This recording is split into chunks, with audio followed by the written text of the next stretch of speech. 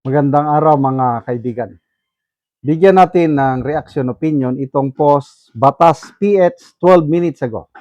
Mainit-init ba? Mounting Supreme Court petitions versus House impeachment hearing. Panibagong kaso o petition na isinampa sa Korte Suprema laban sa Committee on Justice, yung proceedings o hearings na ginagawa nila. A group of lawyers has joined the mounting petitions challenging the legality of the House Justice Committee's impeachment proceedings against Vice President Sara Duterte, particularly questioning the issuance of subpoenas, which they describe as facially overbroad and constitutionally infirm. In a motion for leave to intervene and to admit attached petition in intervention, the intervenors, Attorney Jerry C. Rondes Layug, Maser Sente, and Jason Lobaton, along with fellow newly admitted lawyers from JMC Law School, argued that the impeachment complaints being handled by the House Committee on Justice suffer from grave and fatal defects. According to the petitioners, the mandatory constitutional sequence under Article 11, Section 3-2 was not followed.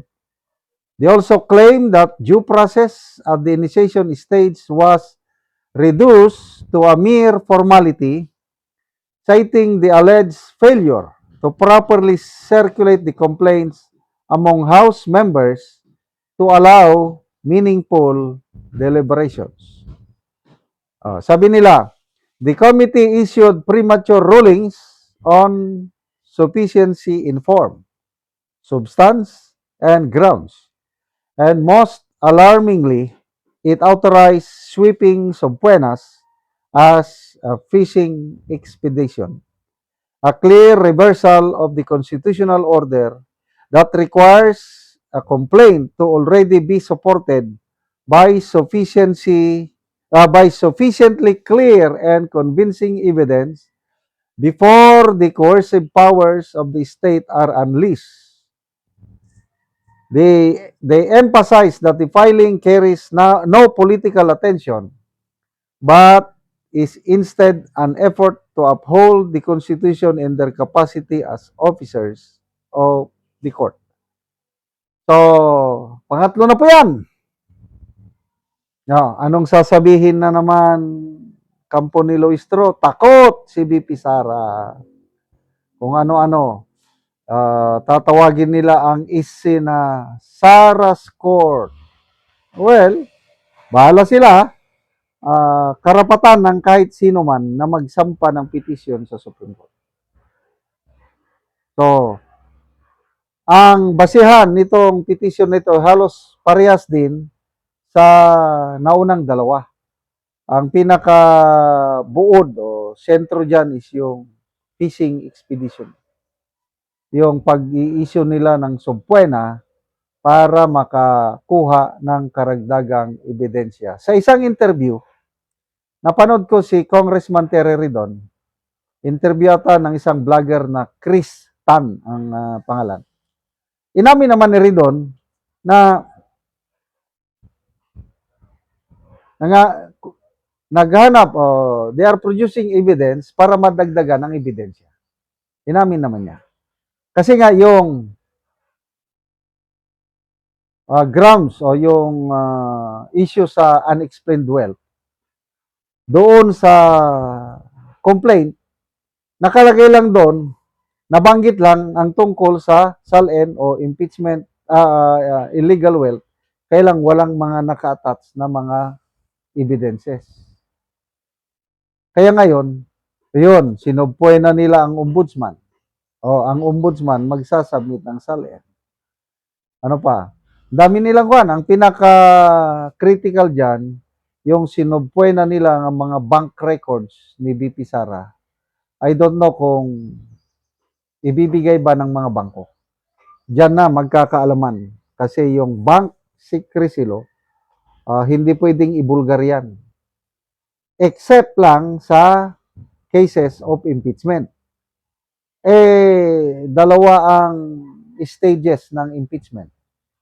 Ang una is ito, inquiry. Itong ginagawa ng Kamara is investigation lang. Na ang pananaw ng mga ibang abogado is wala pang impeachment case per se. Magkakaroon lang ng impeachment pag naisampa na ang complaint sa Senado. So at this stage, hindi pa pwedeng magsubpoy na mag-produce ng mga ganyan. Yon ang pananaw ng mga ibang abogado. Hindi lang basta-basta abogado. Si dating retired Supreme Court Justice Adolfo Asconia, sinabi niya yan na ang mga kongresista sa Committee on Justice dapat huwag nilang dagdagan o huwag nilang i-improve yung mga ebidensya na isinabmit ng complainant. Kasi kung gagawin nila yon, na dagdagan nila, fishing expedition na yon. Supreme Court Justice na ang nagsasabi. Retired nga lang. Nagpayag din si Congressman Joel Chua na ayaw nilang iakyat yung impeachment ni VP Sara sa Senado kung walang solid evidence. So anong ibig sabihin nun? Naghahanap pa sila ng mas solid na evidence kasi yung isinabmit ng mga complainant hindi solid. So ano ba ito? Parang hindi na naman tayo makakapanood ng bloodbath, mga kaibigan. Ako talagang atat na akong makapanood ulit ng impeachment dahil matagal na yung impeachment trial ni dating Pangulong Joseph Ejercito Estrada. Nanonood ako noon. Ang gagaling ng mga abogado ni President Estrada. Matandaan ko yung isa, Cuevas. Justice Cuevas. So, good luck sa mga kongresista, Congressman Ridon, Congresswoman Luistro. Sana manalo kayo sa kasong ito sa Supreme Court. Salamat mga kaibigan sa inyong pagsubaybay sa ating channel. Nakakatulong kayo ng malaki sa tribong talandig ng Bukidnon dahil ang sweldo natin sa channel na ito is pantulong po sa tribo. Namimigay tayo ng libreng yero at pako para makapagpatayo sila ng mas maayos na tirahan. Panoorin nyo ang video na ito. Yang among natagaan og yero mag-atop na ni siya karon sa iyang ipatindog nga balay. Nakina sa ipatindog do ka asang ako din ang gaid ko makasabot. So mo na ni ang iyang gipatindog nga balay.